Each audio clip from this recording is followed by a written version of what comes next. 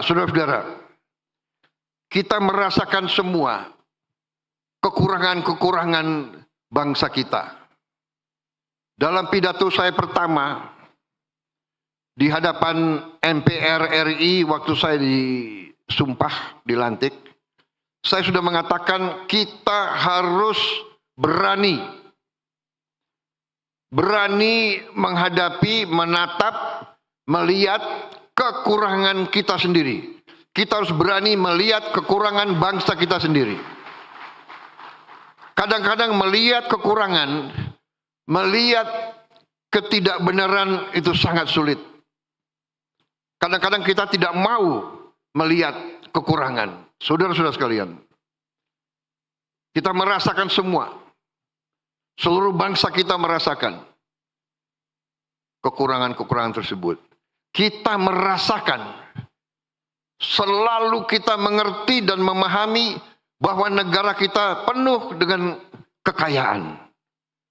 Tetapi kita tidak bisa pungkiri bahwa sebagian cukup besar dari rakyat kita belum menikmati kekayaan tersebut. Bagian rakyat kita masih hidup dalam kesusahan, masih hidup dalam kesulitan, masih hidup dalam kemiskinan. Kita menyadari hal itu. Masalah-masalah yang kita hadapi, masalah-masalah yang diutarakan oleh banyak pakar di mana-mana, kita pahami. Saudara-saudara pahami. Karena itulah saudara berpolitik. Saya ingatkan, apa arti politik? Arti politik dalam ilmu, ya, arti politik, kalau kita buka buku-buku, arti politik adalah keinginan untuk memperbaiki kehidupan rakyat. Itu arti politik. Keinginan untuk memperbaiki kehidupan rakyat. Itu arti yang murni dari politik. Tapi ternyata karena manusia penuh dengan nafsu, penuh dengan naluri-naluri yang ingin dominasi, ingin berkuasa untuk kepentingan sendiri, terjadi pengertian yang negatif. Artinya adalah bahwa politik adalah keinginan merebut kekuasaan dan bahkan dengan segala cara. Benar, politik adalah berurusan dengan kekuasaan. Tapi kekuasaan itu harus diminta dari rakyat. Rakyat harus memberi kekuasaan secara sukarela, secara legowo, secara ikhlas. Baru si penerima kekuasaan harus menerima kekuasaan dan menggunakan kekuasaan dengan searif-arifnya, dengan sejujur-jujurnya, dan dengan seutuhnya bekerja untuk yang memberi kekuasaan tersebut. Baru suatu negara itu berhasil. Negara ada berapa macam di dunia ini? Negara yang berhasil dan negara yang tidak berhasil. Tentunya kita ingin jadi negara yang berhasil. Sebagaimana dikatakan tadi oleh Presiden PKS, negara yang berhasil adalah negara di mana semua rakyat bisa hidup dalam kecukupan. Kemakmuran dirasakan oleh seluruh rakyat Indonesia. Itu tujuan kita. Jadi saudara-saudara, PKS sebagai partai politik dengan Demokrat, dengan Gerindra, dengan partai-partai lain, kita membentuk partai politik Karena itu adalah pilihan kita sebagai bangsa. Kita memilih hidup secara demokrasi. Demokrasi yang kita pilih adalah demokrasi melalui keterwakilan. Pelaku demokrasi adalah partai-partai politik. Dan kita lakukan melalui kedaulatan rakyat. Kedaulatan rakyat diberikan melalui pemilihan umum dan pemilihan daerah. Ini konsensus, ini kesepakatan, ini keputusan politik. Jadi, kalau kita ingin berhasil sebagai bangsa, kita harus sepakat dengan hal ini. Dan kita harus konsekuen dengan hal ini. Dan kita harus patuh dengan keputusan rakyat. Saudara-saudara sekalian, dalam kurun waktu 80 tahun kita telah mengalami pasang surut, kita pernah mengalami perang ideologi, kita pernah mengalami perang saudara, kita pernah mengalami gangguan-gangguan dari mana-mana. Tapi alhamdulillah kita sekarang utuh, kita sekarang kuat, kita sekarang masih berdiri di atas kaki kita sendiri. Kita mengerti banyak kekurangan. Antara lain, kita tidak bisa pungkiri korupsi masih sangat berlaku di bangsa kita ini. Memang kita mengerti hampir semua negara ada korupsi. Tapi korupsi di kita harus kita akui. Menurut saya, dalam keadaan yang sangat-sangat memprihatinkan. Rakyat sudah mengerti, rakyat tahu, dan pemerintah yang saya pimpin, saya sendiri sebagai mandataris, penerima mandat dari rakyat, penerima kekuasaan dari rakyat, saya bertekad untuk memenuhi janji dan sumpah saya kepada bangsa dan rakyat Indonesia.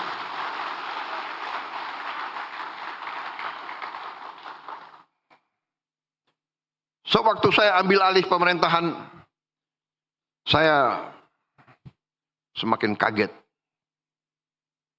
Saya tidak menduga parahnya korupsi tersebut. Tapi saya bertekad, saya harus tegakkan pemerintah yang bersih.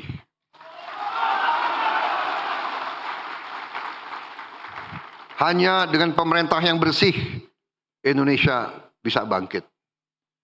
Saudara-saudara sekalian, kekayaan kita luar biasa. Tapi kita harus akui kelemahan dari elit kita. Kelemahan dari mereka-mereka yang kita anggap pinter dan cemerlang, ternyata kalah pinter dengan koruptor dan penipu-penipu dan manipulator-manipulator. Saudara-saudara sekalian, saya ambil kesimpulan dan akan saya panggil Jaksa Agung, semua penegak hukum.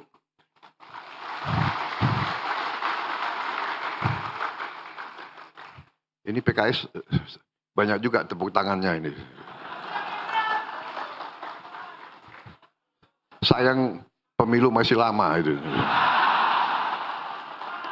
Enggak. Kembali nih, serius, ini serius. Kalau banyak emak-emak aku grogi juga di sini. Enggak, ini serius ya, kembali. Saya akan panggil, ternyata iya, koruptor-koruptor itu memang luar biasa lihainya dan merugikan bangsa cukup parah. Dan korupsi yang paling besar, penyimpangan yang paling besar itu yang setengah korupsi. Atau korupsi yang tersamar. Ya, seolah legal tapi nyolong. Ini pinternya orang pinter. Repotnya orang pinter itu sering pinter nyolong. Aku heran juga ini gimana caranya itu. Jadi saudara-saudara, yang paling parah adalah kerugian sistemik. Ya, koruptor itu brengsek. Dia nyolong. Berat. Ada yang nyolong 2T. Ada yang nyolong 3T. Ya kan saya lihat banyak geleng-geleng kepala. Inilah untuk orang PKS 2T banyak sekali.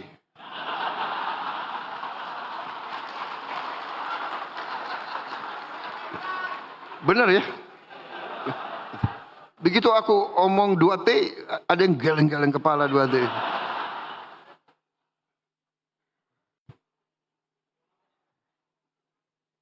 Kalau saya cerita berapa ratus T uang negara yang hilang hampir tiap tahun, mungkin kalian nggak geleng-geleng kepala lagi kalian. Harus panggil dokter. Serius. Ini saya karena banyak wartawan, saya harus hati-hati bicara.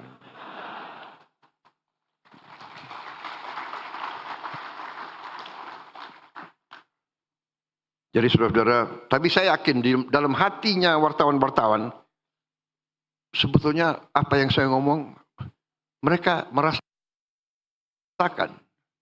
Karena wartawan pun penghasilannya sedikit. Benar. Yang mungkin duitnya banyak, ya bos-bos kalian. Tapi wartawan ya gajinya, ya kan? Jadi saudara-saudara, ini adalah yang saya lihat, ya, yang kita harus beresin nanti semua ini adalah suatu, menurut saya, perampokan sistemik. Sistem yang dibuat dan kelengahan elit kita selama ini sehingga kekayaan kita terkeruk. Sebagai contoh,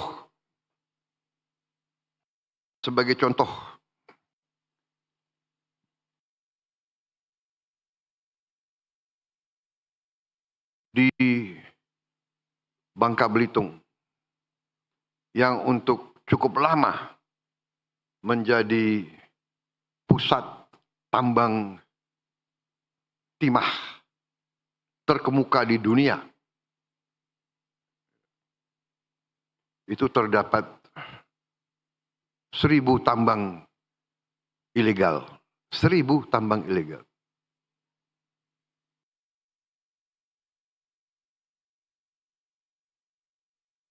Mulai tanggal 1 September kemarin, saya perintahkan TNI, Polri, Bea Cukai bikin operasi besar-besaran di Bangka Belitung. Menutup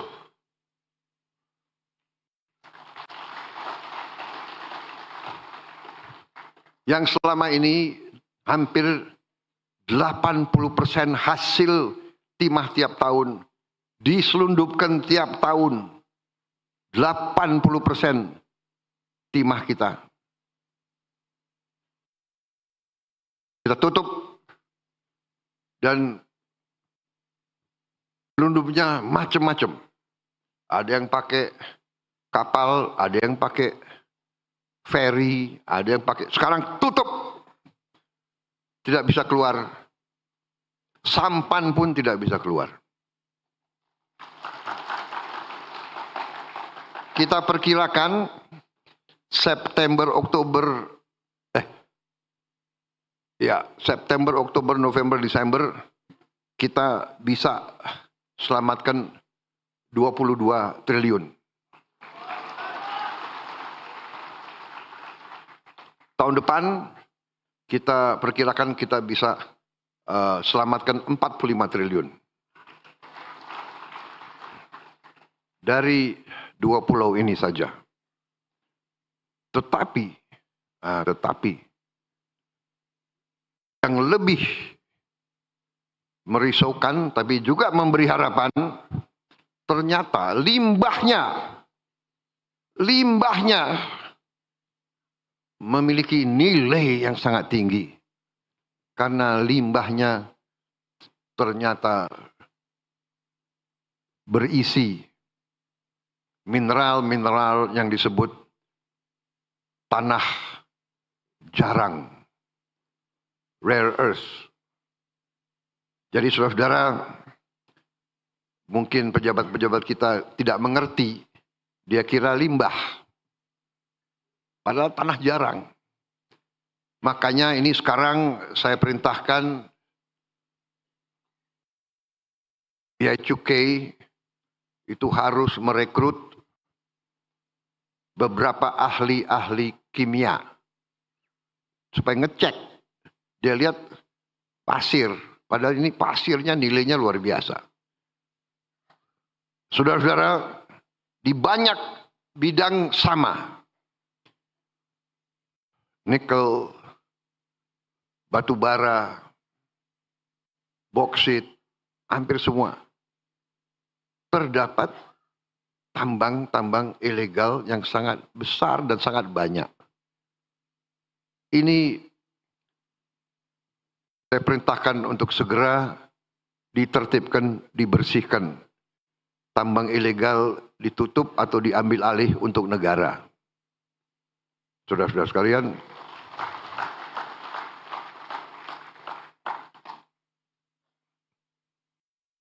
dan ini menjanjikan bahwa bila kita tegakkan ini, insya Allah penerimaan negara jauh lebih besar, kebocoran-kebocoran kita tutup, sehingga negara akan punya kemakmuran.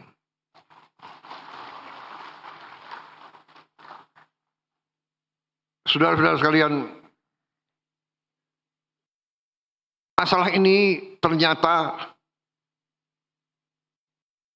menyinggung kekuatan-kekuatan besar yang selama ini menikmati penyimpangan sistemik ini. Menikmati penyimpangan sistemik ini. Dan mungkin mereka terusik, mungkin mereka sedang menyusun perlawanan, dan kita terus investigasi kerusuhan-kerusuhan berapa saat yang lalu, yang kita melihat indikasi ada keterlibatan kekuatan-kekuatan tertentu untuk bikin gaduh, untuk menghentikan pembangunan dan kebangkitan ekonomi Indonesia. Karena mereka tidak ingin Indonesia makmur. Mereka tidak ingin rakyat Indonesia hidup sejahtera. Mereka ingin meneruskan paradoks yang kita alami sekarang.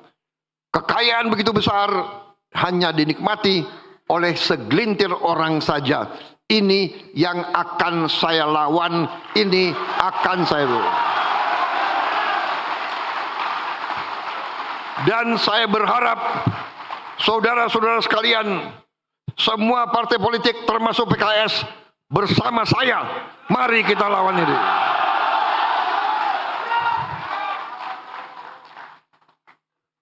Saudara-saudara, saya benar-benar tidak membenci siapapun. Tapi saya katakan, bahwa perintah Undang-Undang Dasar, perintah pendiri-pendiri bangsa kita adalah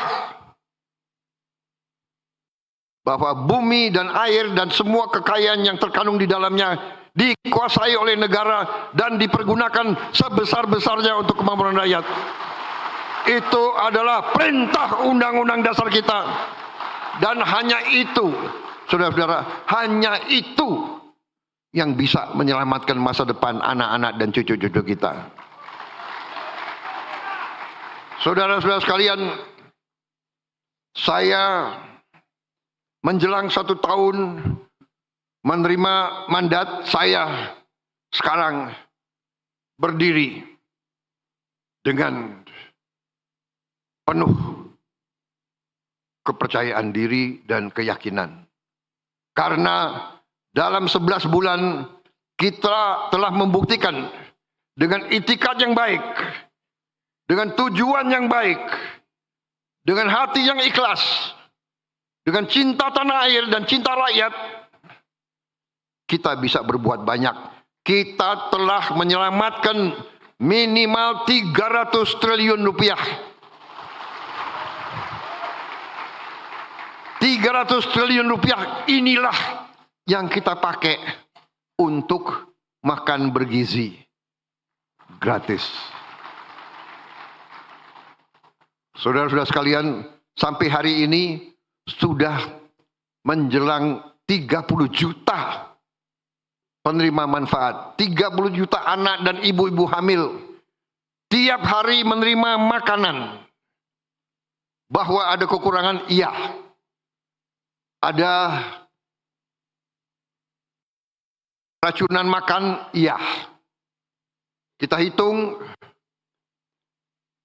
dari semua makanan yang keluar, penyimpangan atau kekurangan atau kesalahan itu adalah 0,00017%.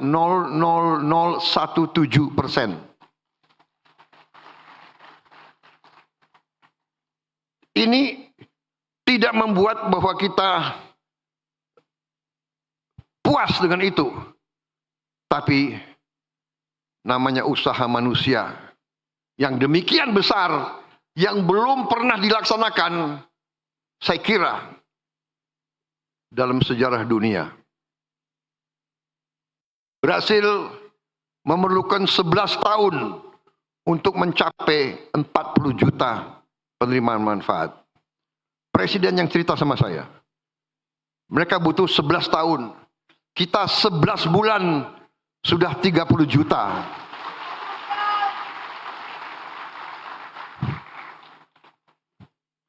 Ada kekurangan? Ada. Tapi manfaatnya sangat-sangat besar. Kita tidak bisa menduga. Kita mungkin PKS yang di daerah-daerah merasakan pasti. Tapi banyak elit Indonesia tidak bisa menduga bahwa anak-anak kita, rakyat kita makan nasi pakai garam. Ini kita buktikan bahwa kita bisa memberi sesuatu, memberi bantuan, memberi apa yang mereka butuh. Saudara-saudara sekalian, dengan program makan bergizi ini menjadi strategis, menjadi sesuatu yang di luar ekspektasi kita. Ternyata dengan makan bergizi ini kita bisa menciptakan lapangan di akhir tahun, di awal tahun depan, Januari Februari, 1,5 juta lapangan kerja baru. Kita telah berhasil menghidupkan ekonomi rakyat. Bahwa tiap hari kita butuh telur, kita butuh sayur, kita butuh ikan, kita butuh ayam, Kita butuh bahan-bahan dari kampung-kampung itu sendiri, dari kecamatan-kecamatan itu sendiri. Di puncaknya nanti tahun depan, kita akan gelontorkan mendekati 300 triliun untuk makan bergizi. 300 triliun, persisnya berapa, Menseknek? 335 triliun.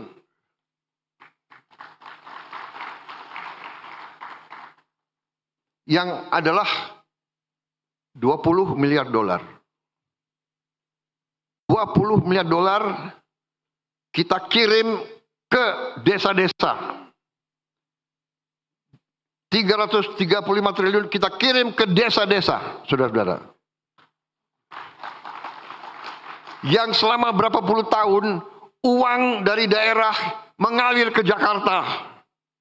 Dan di Jakarta sering mengalir ke luar negeri, menetap di luar negeri dan tidak tinggal di Indonesia. Kita balik sekarang, uang masuk ke desa-desa.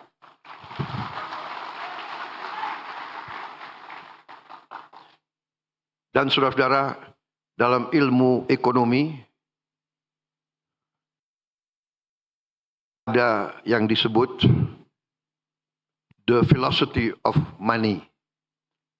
Kalau 1 rupiah beredar di suatu tempat, rupiah itu bisa menimbulkan 2, 3, 4 rupiah baru yang beredar.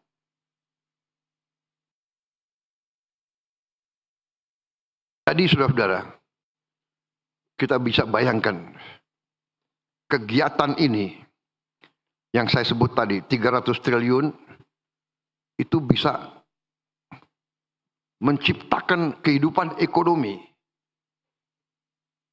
senilai 600 triliun. Mungkin 900 triliun. Karena apa? Karena tiap hari rakyat desa itu tahu bahwa dapur itu memerlukan sekian ratus kilo beras, sekian timun, sekian sayur, sekian ikan, sekian telur, sekian ayam. Jadi dia punya captive market, dia punya off-take, dia punya sesuatu harapan yang pasti. Petani-petani kita dari dulu justru waktu panen dia risau. Waktu panen harga jatuh. Tapi sekarang karena yang akan menerima, yang akan mengambil hasilnya adalah rakyat sendiri, adalah saudara-saudara mereka sendiri, adalah pemerintah mereka sendiri. Jadi mereka punya jaminan pasar. Mereka tidak akan punya panen yang tidak terserap. Ini saudara-saudara sasaran kita. Dan ini kita sudah hampir sampai di titik itu. Jadi saudara-saudara 30 juta kita bangga. Kita risau masih ada. Makanya kita tertibkan semua SPPG, semua dapur kita sudah bikin SOP, semua alat harus dicuci pakai alat yang modern, tidak terlalu mahal, untuk membersihkan, membunuh semua bakteri. Kita juga perintahkan semua dapur harus punya test kit, alat uji, sebelum distribusi harus diuji semuanya, dan langkah-langkah preventif lainnya. Saudara-saudara, kita mengerti 30 juta suatu prestasi. Tapi ingat, sasaran kita masih jauh. Sasaran kita adalah 82 juta penerima manfaat. 30 juta kita boleh bangga, tapi saya sebagai presiden masih sangat sedih karena masih 50 juta anak-anak dan ibu hamil yang menunggu. Tapi kita tidak bisa paksakan untuk lebih cepat. Sekarang saja bisa terjadi penyimpangan. Bayangkan kalau kita paksakan dengan secepat-cepatnya, mungkin penyimpangan dan kekurangan bisa lebih dari itu. 30 juta prestasi, dan saya yakin ini akan meningkat. Ya, tidak linier tapi akan meningkat. Tetapi ya inilah, sebagai seorang pemimpin, sebagai seorang bapak, saya bangga dengan 30 juta, tapi saya masih ingat 52 juta anak-anak kita masih berharap, masih menunggu dengan ibu-ibu hamil. Tapi saudara-saudara, rawi-rawi rantas, malang-malang putung, kita tidak takut dengan kesulitan. Kita tidak takut dengan tantangan. Kita tidak boleh gentar dengan masalah. Kita selesaikan, kita hadapi, kita atasi, kita kerja keras untuk rakyat yang kita cintai, saudara-saudara. Saudara-saudara sekalian,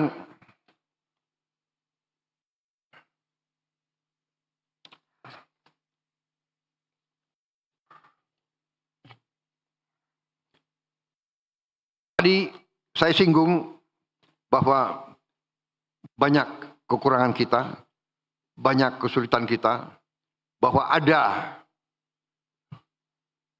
penyimpangan sistemik. Ya, sistem ini harus kita perbaiki, dan insya Allah dengan dukungan saudara-saudara kita akan memperbaiki sistem ini.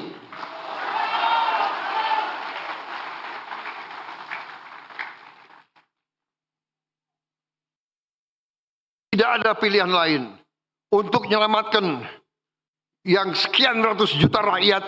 Kita harus berani memperbaiki sistem yang keliru, sistem yang salah, sistem yang memungkinkan kekayaan kita diambil tiap hari, tiap bulan, dibawa ke luar negeri dan tidak kembali ke Indonesia. Ini harus kita hentikan dan akan kita hentikan.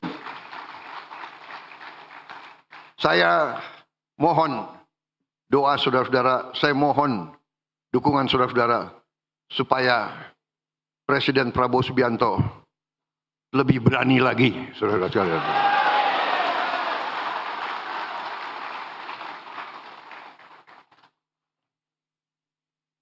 Saya berharap semua organisasi dengan jalur, dengan sayap-sayap, dengan jaringan saudara-saudara sekalian. Saya sudah bicara ke ulama-ulama, saya sudah bicara ke tokoh-tokoh agama, sampaikan ke semua rakyat, sampaikan ke ibu-ibu, bapak-bapak, kasih tahu ke anak-anaknya,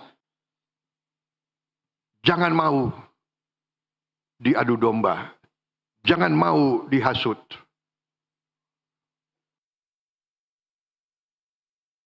Kalau memperjuangkan demokrasi, kalau memperjuangkan hak asasi manusia, kalau memperjuangkan keadilan, kalau memperjuangkan perlawanan terhadap korupsi, tidak dengan kerusuhan, tidak dengan bakar-bakar, saudara-saudara sekalian.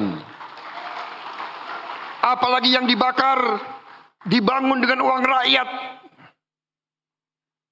Katanya memperjuangkan demokrasi, lembaga demokrasi, gedung DPR, DPRD dan sebagainya dibakar. Membuat kerusuhan, membuat bom molotov. Ini adalah kejahatan. Ini bukan aktivis, bukan pejuang demokrasi, bukan pejuang keadilan. Mereka hatinya jahat. They are evil. Mereka zolim. Mereka ingin membuat kekacauan. Mereka ingin mengadu domba. Mereka ingin menghentikan kebangkitan bangsa Indonesia. Selalu diberikan pesimisme. Selalu diberikan gambar yang menurunkan harapan. Saudara-saudara, saya juga bisa. Saya punya data itu semua. Tapi saya harus menyaring. Dan saya harus melihat bahwa tadi baru berapa bulan, tapi dengan itikat baik, dengan niat untuk melakukan pemerintahan yang bersih, kita buktikan kita bisa menyelamatkan 300 triliun, mungkin lebih.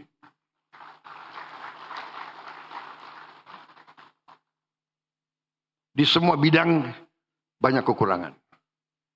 Makanya kita kerja keras. Kita kerja keras. Saya kasihan sama menteri-menteri saya sebetulnya.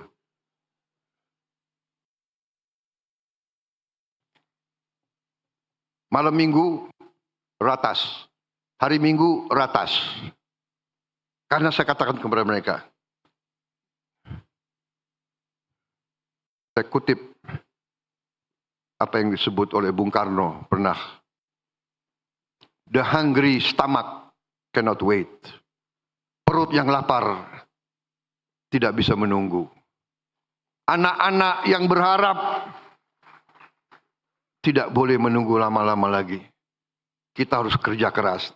Dan kita sedang kerja keras. Saudara-saudara, prestasi pemerintah yang saya pimpin cukup membanggakan. Karena itu sekarang kalau saya diundang oleh parpol, saya semangat datang.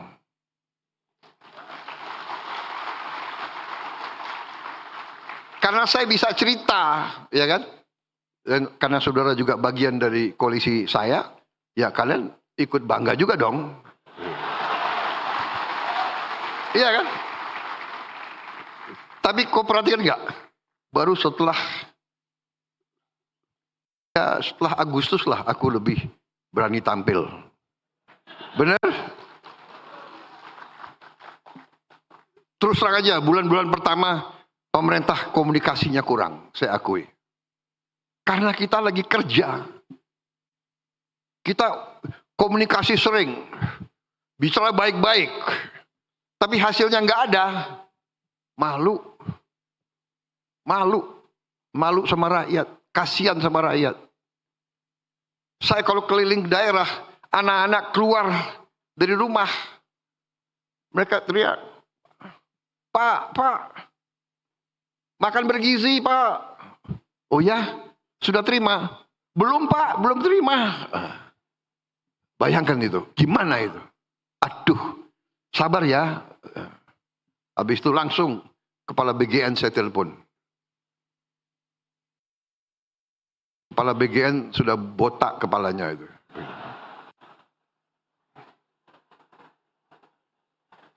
Saudara-saudara, sekarang pupuk sampai ke petani. Tadinya ada 145 peraturan. Harus tanda tangan ini, tanda tangan ini, tanda tangan ini, tanda tangan ini, tanda tangan ini. Habis itu pupuknya menghilang, nggak tahu kemana. Ya, saya pernah diberitahu waktu saya hapus semua itu, saya perintahkan dari pabrik pupuk milik negara, pupuk disubsidi oleh negara, uang rakyat, maka pupuk itu harus langsung ke petani. Jangan terlalu banyak perantara. Habis itu ada yang sampaikan ke saya, Pak, nanti Bapak kehilangan loh, kehilangan dukungan. Kenapa? Pak, ada 27.000 distributor. Sekarang mereka kehilangan, Pak. 27.000 distributor. Saya bilang, berapa petani yang ada di Indonesia? 30 juta kakak dengan suami istri, 100 juta. Menang mana? 27.000 atau 100 juta?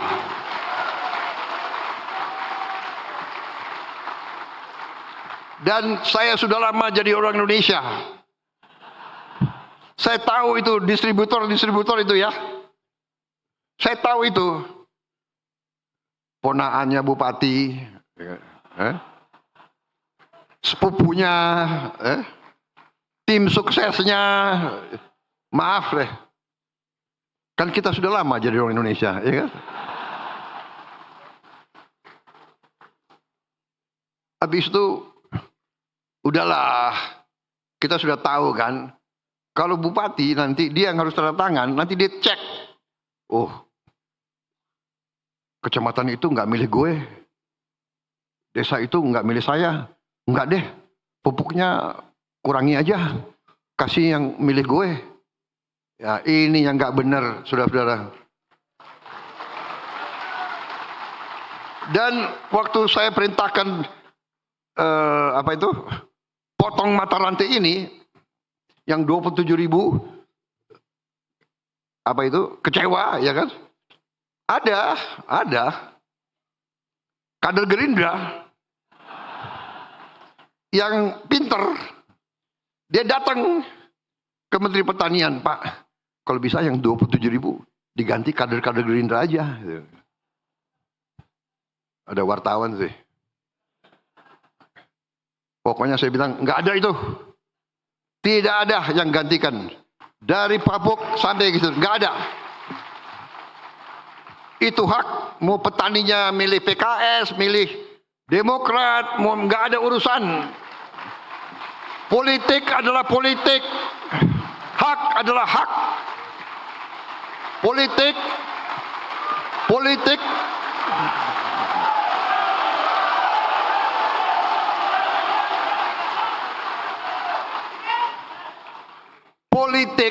itu di kotak suara. Urusan si warga negara dengan hati nuraninya dan dengan yang maha kuasa di atas. Nggak ada urusan.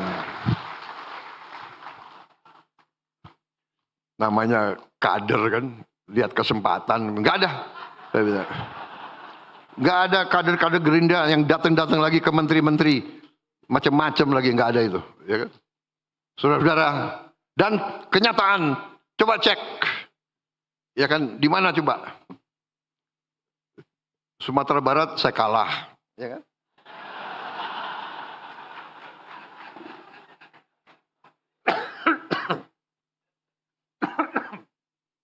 Terlalu semangat nih.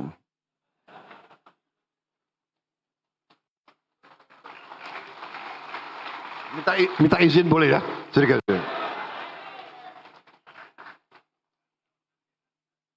Panitia saya dibatasi sampai jam berapa nih?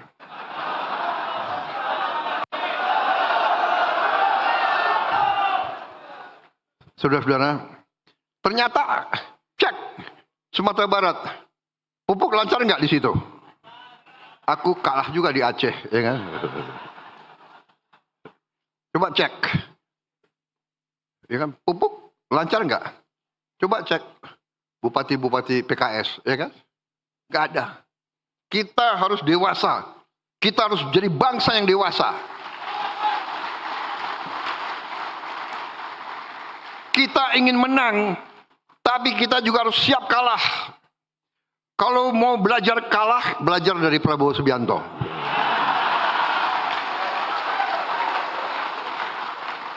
Lima kali pemilihan, 4 kali kalah. PKS ikut-ikut lagi.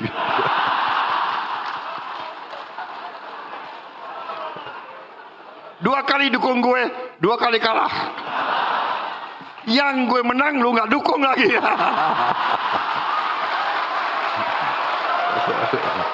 Tapi oke, yang liwat-liwat, kita bersatu sekarang untuk bangsa dan negara. Saudara-saudara, ya politik seperti itu, politik juga harus rame, ya kan? Nggak ada masalah. Aku tuh terus terang aja loh, saya tuh nggak dendam sama Anies, enggak. Kalau ya dikasih nilai 11 itu gue nggak apa-apa itu. Bener loh. Sebetulnya dia yang bantu aku menang, saudara. Karena emak-emak kasihan gitu loh. Iya kan? Saudara-saudara, kalau debat presiden atau kan nggak menarik. Rakyat seneng lihat apa itu? Lihat rame-rame seneng, bener nggak? Jujur, iya kan? Jadi saudara-saudara, kita harus demokrasi yang dewasa. Ya kan, siapa presiden, siapa wakil presiden, siapa, ya oke. Yang penting siapapun kita bersatu, kita kerja untuk bangsa dan negara.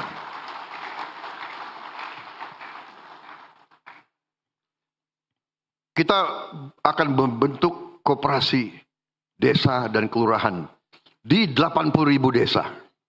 Saudara-saudara sekalian.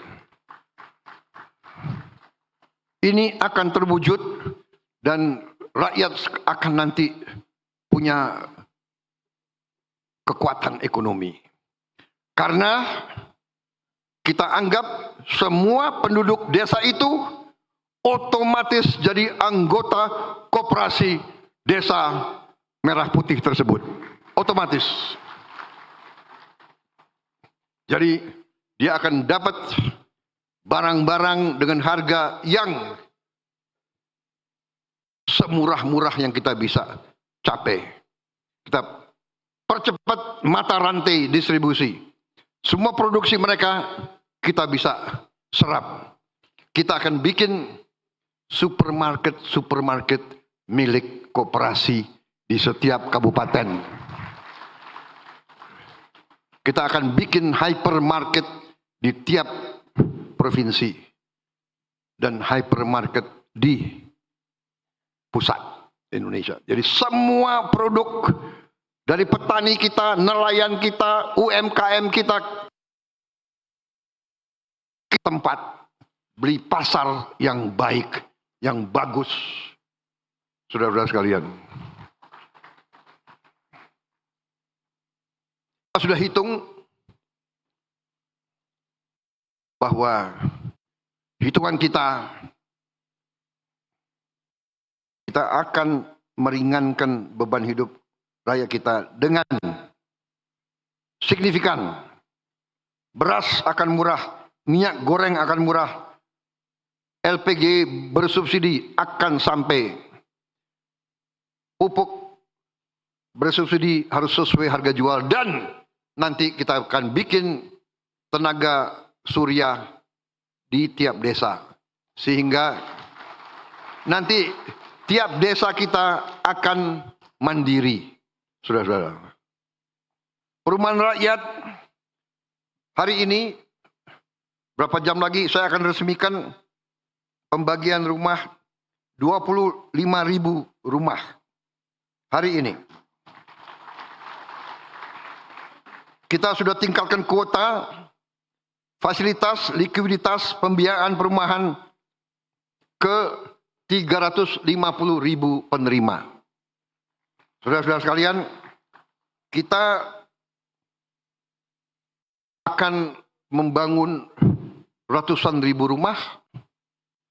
Memang ini tidak bisa seketika, tapi dalam minggu-minggu akan datang, bulan-bulan akan mendatang, kita akan perlihatkan, membuktikan kepada rakyat real.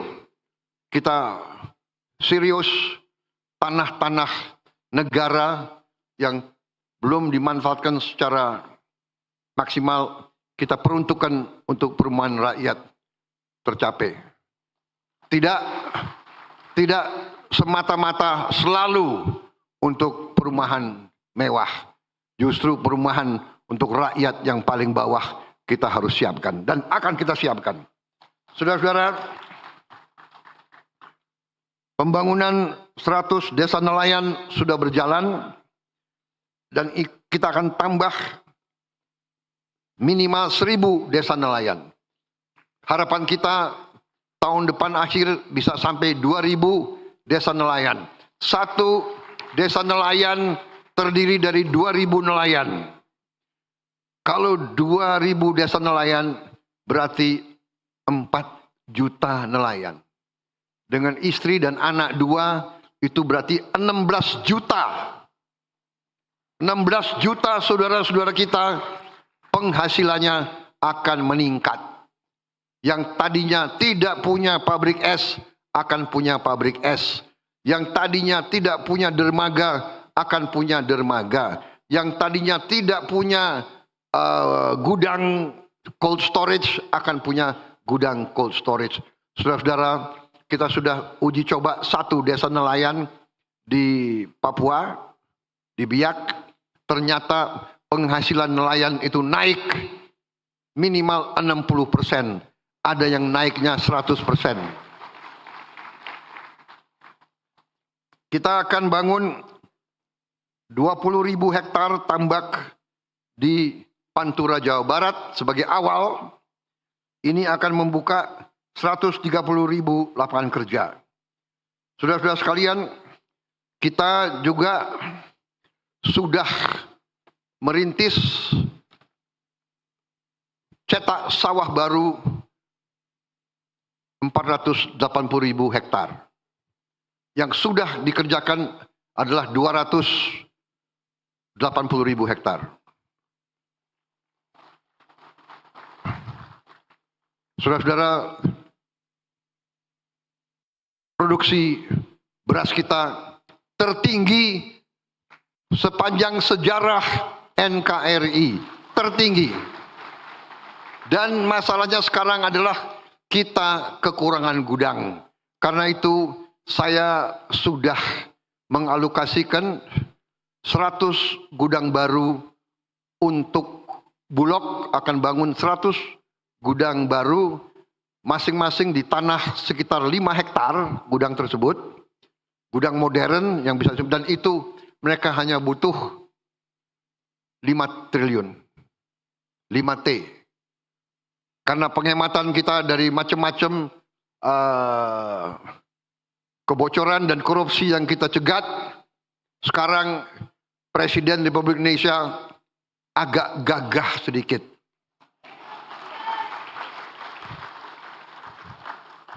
Kalau untuk kepentingan rakyat, setuju. Turunkan uang segera. Saudara-saudara sekalian.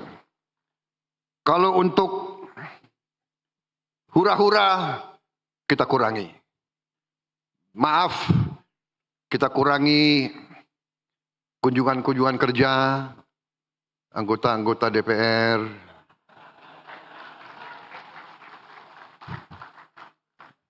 Saudara-saudara, ya, kunjungan kerja, apa itu, FGD, ya, rapat-rapat di mana-mana, ya, kita kurangi. Saudara-saudara,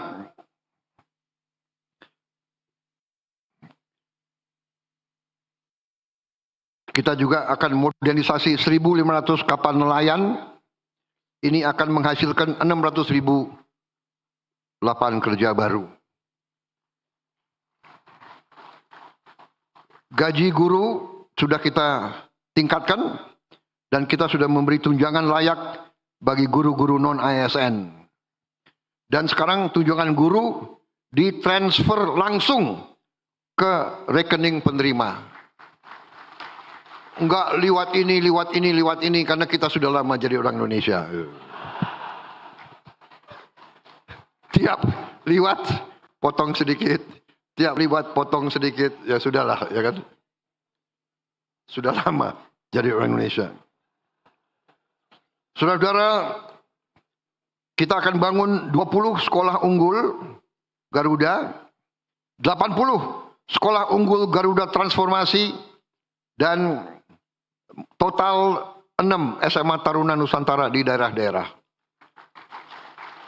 Dan rencana saya akan membangun 20 politeknik di daerah-daerah yang ketinggalan, yang terbelakang.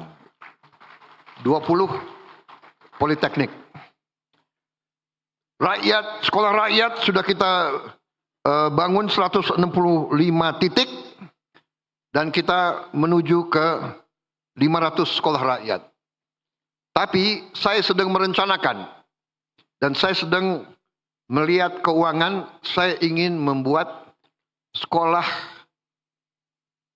unggulan terpadu di setiap kecamatan.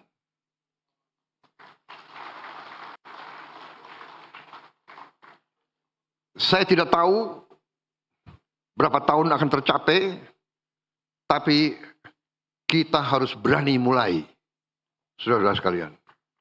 Jadi menghadapi masalah, membutuhkan keberanian, bukan jiwa yang kecil. Tentukan tujuan, kerahkan pikiran, tenaga, rencanakan dengan baik, cari sumber daya, wujudkan, atasi masalah. Dan nanti akan ada yang nyinyir, apakah bisa? Uangnya dari mana? Uangnya dari yang bocor-bocor itu, Bung.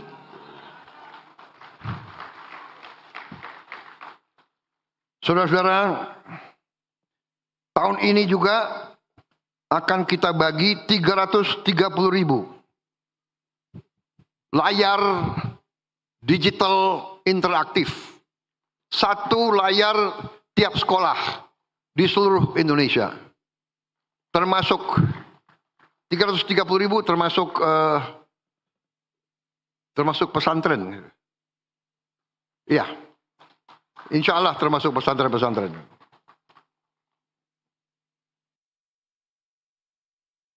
Saudara-saudara, artinya di tiap sekolah tahun ini baru satu tiap sekolah. Tapi tahun depan kita akan tambah 3 layar tiap sekolah. Jadi nanti tiap sekolah akan punya 4 layar. Di layar itu, bagi sekolah-sekolah yang di daerah kesulitan guru-guru tertentu, kita akan siarkan pelajaran dari pusat. Dengan guru-guru terbaik. Dengan animasi, dan layar ini ternyata adalah layar interaktif. Jadi dari pusat kita bisa buka, chat, kita cek. SMP sekian, desa sekian, kecamatan sekian, kita buka, tak, kelihatan gurunya ada atau tidak. Ya kan? Kita bisa monitor. Saudara-saudara, ini jalan pintas kita. Kita harus kerahkan semua upaya kita untuk tingkatkan kemampuan pendidikan anak-anak kita. Anak-anak kita adalah masa depan kita. Bangsa Indonesia harus terdiri dari rakyat yang pandai, yang kuat, yang semangat, yang berani, yang gembira. Ini yang kita harapkan dari sekolah-sekolah kita. Saudara-saudara, salah satu prestasi kita,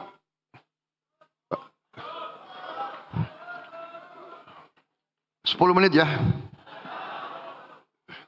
Ini nanti ustadz ini udah, wah ini udah waktu,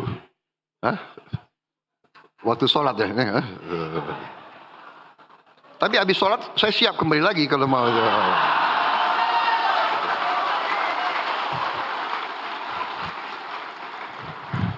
Salah saudara-saudara sekalian ngundang saya itu. Prabowo Subianto jangan dikasih podium. Di PBB aja saya lupa pakai pukul-pukul meja itu. Sampai saya disindir-sindir oleh Trump, dia bilang gitu. Ini orang gitu, pukul-pukul meja, dia bilang. Ini dia lagi semangat. Bagaimana kalau dia marah? Aduh, minta ampun, ini adik kuasa. Saudara-saudara, salah satu prestasi kita yang harus kita syukuri, kita telah membentuk suatu dana Sovereign Wealth Fund, dana kedaulatan, yang kita beri nama Danantara Indonesia. Danantara adalah singkatan Daya Anagata Nusantara. Daya, energi, kekuatan, Anagata, masa depan Nusantara. Jadi dana ini adalah kekuatan energi masa depan Indonesia. Ternyata kaget banyak di antara kita, termasuk saya, tidak menduga kalau kita kumpulin semua aset milik negara, nilainya adalah lebih dari 1.000 miliar dolar. 1 triliun. 1060. Kumpulin semua. Ternyata kita ketemu aset di sini, aset di sini, aset di sini. Luar biasa itu. Jadi banyak birokrat-birokrat kita yang pinter sembunyikan aset.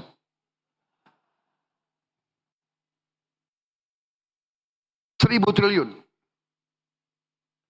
Tinggal manajemen. Saya perintahkan bersihkan itu BUMN.